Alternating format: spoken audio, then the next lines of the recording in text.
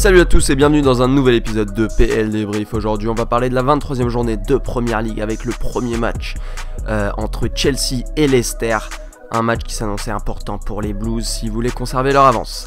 Courtois a joué un rôle majeur dans ce match puisque Leicester a dominé le match, mais Courtois a réussi à faire plein de parades pour empêcher les Foxes de marquer. Ensuite, Leicester va se prendre un carton rouge en fin de rencontre, mais ça ne changera rien au match puisque le match se termine 0-0. Chelsea donc qui perd des points par rapport à ses rivaux. Le prochain match opposait Crystal Palace à Burnley, le premier match de Georges-Kevin Nkoudou depuis son prêt de Tottenham à Burnley.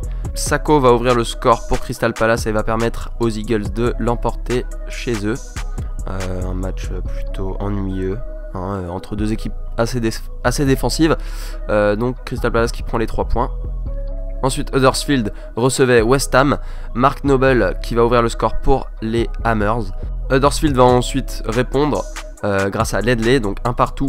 Mais West Ham va réussir à retrouver les filets grâce à Arnautovic, puis par Lanzini. 3-1 pour les Hammers. Et puis un dernier but inscrit par Lanzini encore une fois. Le match qui se termine 4-1 pour West Ham. West Ham qui arrive à prendre de l'avance au classement et qui permet de se dégager un peu du bas de tableau, alors que Huddersfield continue à descendre. Ensuite, le prochain match était entre Newcastle et Swansea.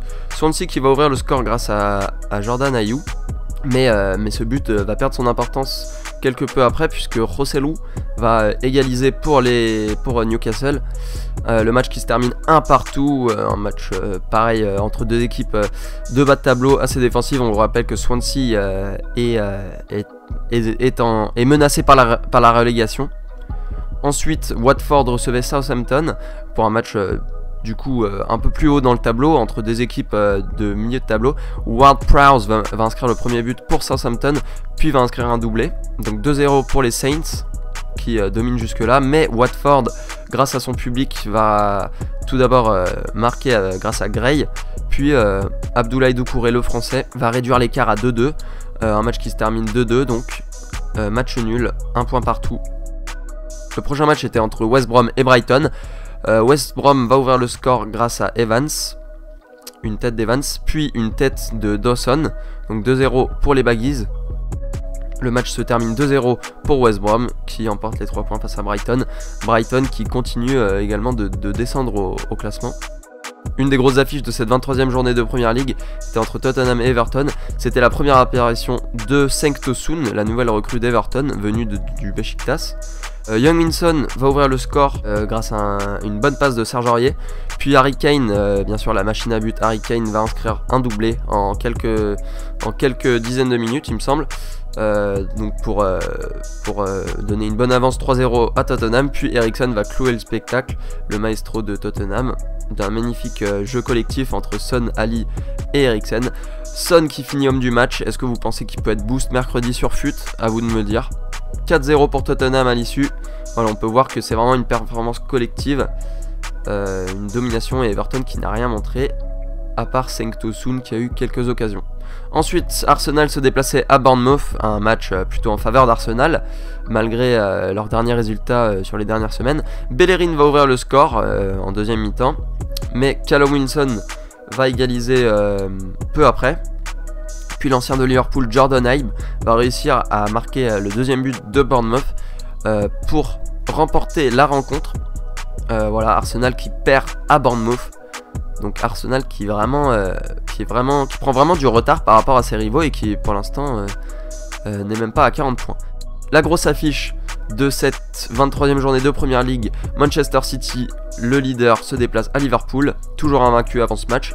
Oxlade-Chamberlain va ouvrir le score pour les Reds d'une magnifique frappe à ras de terre, mais Leroy Sané juste avant la mi-temps va trouver une frappe puissante au premier poteau que Karius aurait peut-être pas dû sauver, mais Firmino va réussir à lober Ederson, son compatriote brésilien, inscrire un deuxième but. Ensuite Mané d'une magnifique frappe du pied gauche en pleine lucarne donne l'avantage 3-1 pour les Reds, et puis Salah d'un mauvais dégagement d'Ederson va trouver le chemin des filets de 35 mètres La rencontre se termine finalement 4-3.